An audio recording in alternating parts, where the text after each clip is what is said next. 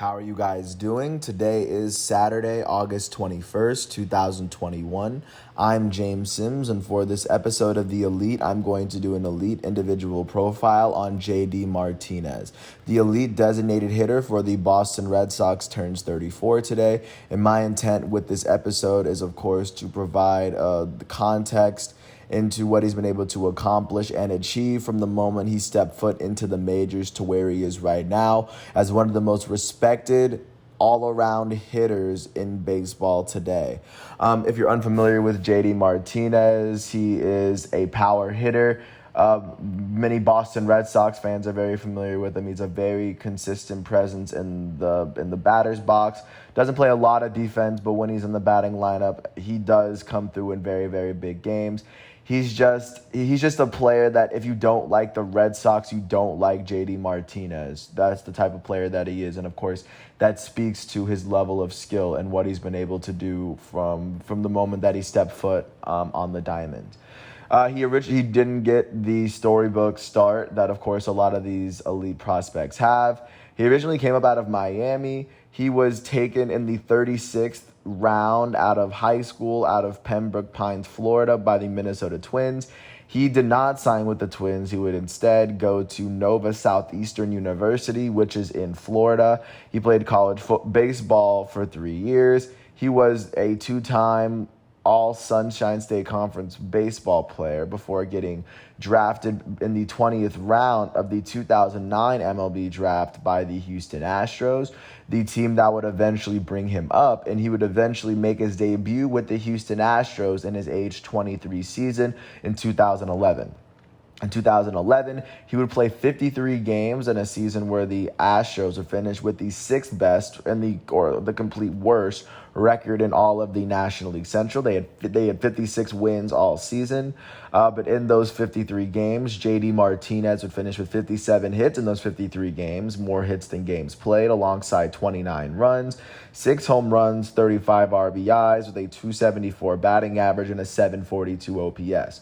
Of course, not enough to really move a lot of heads, but that's enough to at least keep your spot in a major league batting lineup as he establishes himself through the game, especially considering he was a player that was taken with the 20th overall pick out of college, or with the 20th round out of college. But following that, he would play his second full season. He would play his first full season with the Houston Astros in his age 24 season in 2012. He would play 113 games in a season where the Houston Astros would finish with a 55-107 record.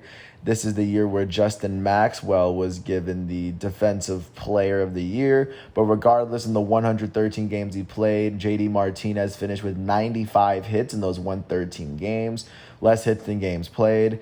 34 runs, which is only 5 more than he did the previous season, where he played less than half the games he played in his second season.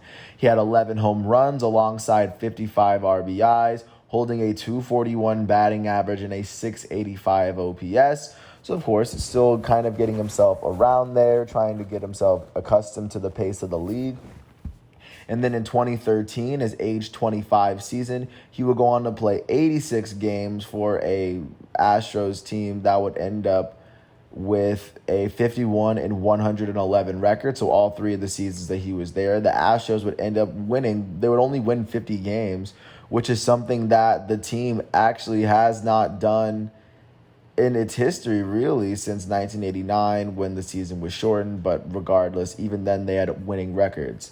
So, and historically record low season in the third season in this historically low stretch for the Astros. JD Martinez would finish with 74 hits in the 86 games he played, alongside 24 runs, the least amount of runs he'd ever put up in a season except for the shortened season.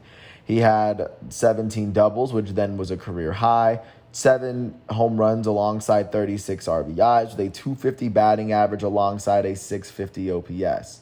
Following that season, he would eventually get released by the Astros, and then he would eventually get picked up by the Detroit Tigers on a minor league contract. He would eventually get moved up to the official Tigers team in 2014 in his age 26 season. In that season, he would play 123 games in a season where the Detroit Tigers would finish with a 90-72 record. That was actually the last season in which the Tigers have made the playoffs to date. But in J.D. Martinez's first playoff season, he would go on to finish with 139 hits in 123 games, which is the second time in his 4-year stint in which he had more hits than games played. Second to his rookie season, he finished with 57 runs, which blew his then career high out the water.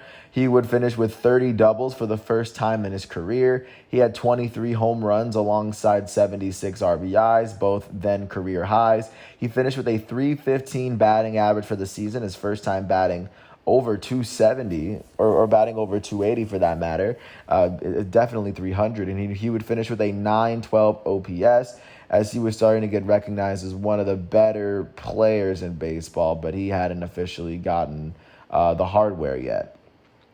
In 2015, his first full season with the Detroit Tigers from beginning to end, he would play 158 games in a season where the Detroit Tigers would go on to finish with a 74-87 record, the fifth best record in their division. This would be the most games that J.D. Martinez ever played in a season.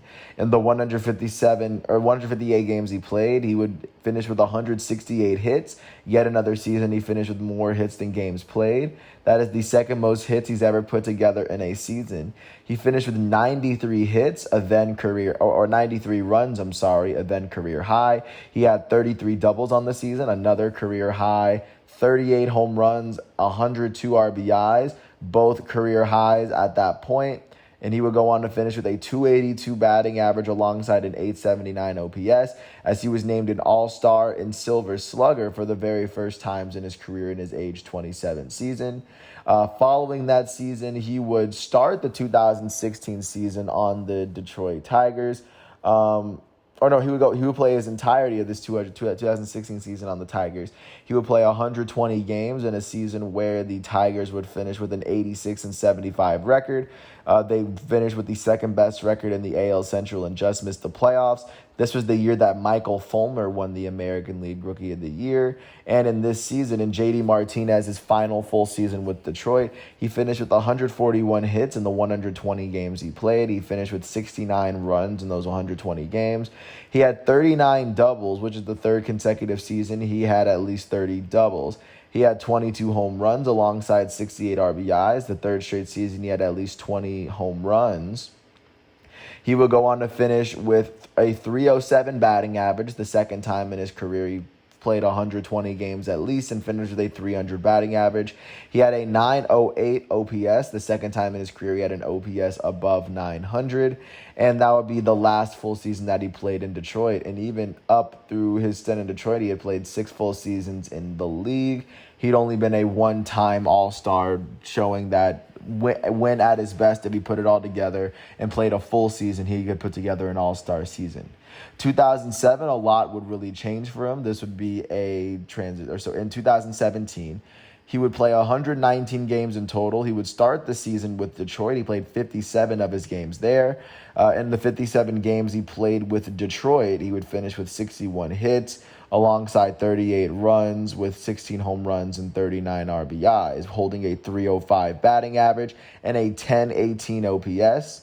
And then on the second half of the season, he would finish it with the Arizona Diamondbacks. He played 62 games, helping the Diamondbacks finish the season with a 93-69 record. That was the second best record in the West to, of course, the LA Dodgers. And that was the last time that the Diamondbacks have made the playoffs to date. For the entirety of the season, he would finish with 119 games played. He had 131 hits in those 119 games played. This would be the fourth consecutive season he had more hits than games played. He finished with 26 doubles, 45 home runs, which even till now is a career high. He finished with 104 RBIs, which is the second most RBIs he's ever put together in a season. He would finish with a .303 batting average, the third time in his career he finished with a .300 batting average. In a 4-year span, by the way, he finished with a .1066 OPS. That is the highest OPS he's ever put together. But regardless, he was not named an All-Star for the season. And at the conclusion of the season, once the Diamondbacks made the playoffs, they would end up beating the Rockies in the wild card game and then getting swept by the Dodgers in the divisional series, just to give a sense of what that looked like. This would be the second time he'll get eliminated in the division series. When he made the playoffs with the Detroit Tigers in 2014, they lost to the Orioles 3-0. And then just for context, in the 2017, that was when the Astros beat the Dodgers in the World Series, just for a little bit of context. After the Dodgers beat the Diamondbacks. But following 2017, JD Martinez would end up signing a deal with the Boston Red Sox. He signed a 5-year, $110 million contract. And in his first season with Boston, he would not disappoint. In his first season in 2018, he would go on to make the All-Star game for the second time in his career. He would play 150 games in a season where the Boston Red Sox would go on to finish with a 108-54 record. That is the best record that the Boston Red Sox have ever put up in a season, I believe, to date, or at least that's the most wins they've ever put up in franchise history. So, of course, it was a very historic season for them. And this season, JD Martinez would finish with 188 hits in the 150 games he played. This would be the most hits JD Martinez has ever put together in a season to date. Then this would be yet another season. This would be the fifth season in a row in which he finished with more hits than games played. He had 111 runs. This is the only season in his career he has ever put together more than 100 runs. He was able to put up 37 doubles, which even now is a current standing career high. Right now, in the 2018 season, he finished with 43 home runs, the second most home runs he's ever put up to date. And he would put up 130 RBIs, which led the American League and is currently his career high at the moment. He would also go on to finish with a .330 batting average, which is his active career high at the moment. And he would go on to finish with a .1031 OPS, leading the American League in total bases as well. In addition to being named an All-Star, he was named a Silver Slugger twice as an outfielder and as a designated hitter. And he would go on to finish fourth in MVP voting in a season where Mookie Betts, his own teammate, would end up taking home the hardware. And once they made the season, they would go on to beat the Yankees in the American League Divisional Series. They would beat the Astros in the ALCS 4-1, the defending World Series champs. And then they would end up beating the Dodgers in 5 in the World Series to pick up their fourth World Series in the 21st century. And of course, this was when Steve Pearce won the World Series MVP, but JD Martinez was very instrumental to just to that series as a whole. In his last playoff series to date, he would go on to finish with a .278 batting average. He had 5 hits and 18 at-bats with a home run and 5 RBIs for the entirety of the series on that 5-game series. He would go on to take home his very first ring and his only ring of his career. Not to mention, this is where following this season, this is where JD Martinez came into his own. Not to mention that in 2017, just a year before, he had 4 home runs in one game. And then also to follow off that, he would go on to win the Hank Aaron Award. And I believe ever since the Red Sox have not made the playoffs to date. They're on pace to make it this season, but they have not made the playoffs since they won the World Series, since Mookie Betts really left town, really.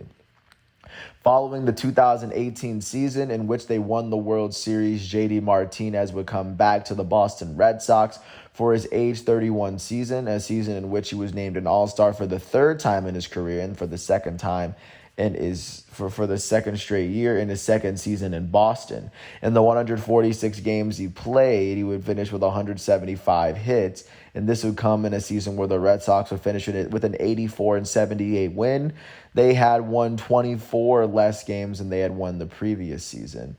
And like I said, alongside the 175 hits, which would go down for the second most hits he'd ever put together in his career, he finished with 98 runs, which is the second most runs he's ever put up in his career. He finished with 33 doubles, which would be the fifth season in a 6-year stretch in which he finished with at least 30 doubles. He finished with 36 home runs on the season, alongside 105 RBIs. That is the fourth time in a 5-year stretch he put up at least 35 home runs, alongside at least 100 RBIs. He finished with a 304 batting average. Yet another season he was able to do that. That is the fifth season he's able to finish with a 300 batting average, with a 939 OPS. The fifth season in a 6-year stretch in which he was able to put up an OPS over 900. And like I said, the Red Sox would go on to miss. And in the 2019 World Series, the Nationals would end up beating the Astros. Following the 2019 season, this would lead us to the 2020 season, a season that many people are aware was heavily impacted by the 2019 coronavirus. To the point where the beginning of the season had to be delayed a couple months, and instead of playing 162 games, every team played 60, but they expanded the playoffs from 4 teams in each league to 8. So in the 2020 season, JD Martinez would play 54 games for a Boston Red Sox team that would finish 24-36. They finished last in the AL East for the shortened season, and they would miss the playoffs. Martinez would finish with 45 hits in the 54 games he played, with 24 runs as well. He had 7 home runs along 27 RBIs. He finished with 213 batting average on the season, alongside a 680 OPS on what was essentially a lost season for him.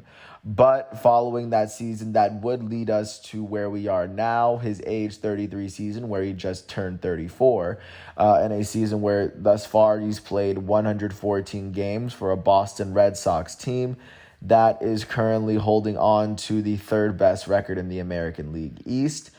They are currently sitting half a game outside of the playoff picture, just to give a sense of how deep into this playoff picture they're really kind of running. This season, JD Martinez has been named an All-Star for the third complete full season that he's been a member of the Red Sox, and this is the 4th time he's been named an All-Star in his career. And so far this season, in the 114 games he's played, he has 128 hits on the season, which would be yet another season in which he has more hits than games played. He has 77 runs on the season. He is currently leading the American League with 33 doubles, which is actually tied for the third most amount of doubles he's ever put up in a season. So he is most definitely on pace to shatter his career high in doubles. He has 23 home runs on the season. It looks like he may be on pace to shatter 25 and possibly 30 home runs again. He has 79 RBIs. He's on pace for 100, as he is most definitely 3/4 of the way through the season and over 75 RBIs, so he's on pace. Thus far through the season, he's holding a 291 batting average and an 891 OPS. And right now, it's just really just looking to see how the Red Sox finish out this season with JD Martinez at the helm, because it does not look as though JD Martinez is falling off from his elite status. With that said, I want to, of course, thank Wikipedia. I want to thank the Baseball Pro Reference. I want to thank ESPN and MLB.com for the facts and figures that I needed in order to do this episode. I, of course, want to wish JD Martinez a happy 34th birthday. He is one of the best baseball players in baseball. If you ever get a chance, please watch him. He's wearing number 28. And of course, I want to thank everybody for listening to all 19 minutes of this piece. I hope all is well, and I want to thank everyone for their patience in waiting for me to catch up with all my episodes. This truly has been a hectic summer. Once again, today is Saturday, August 21st, 2021. Once all of today's matchups and exhibitions are done, I will come back tomorrow with another episode of The Elite. And hopefully when it comes to JD Martinez, If he puts together another season like he's been doing, by this time next year, I'll probably have more to say about him. With that said, I want to thank everyone once again. I hope all is well, and I'll catch you guys with another episode after this. Thanks for listening to my piece, and peace out. Once again, this is The Elite, and I'm James Sims. I'll catch you with more after this.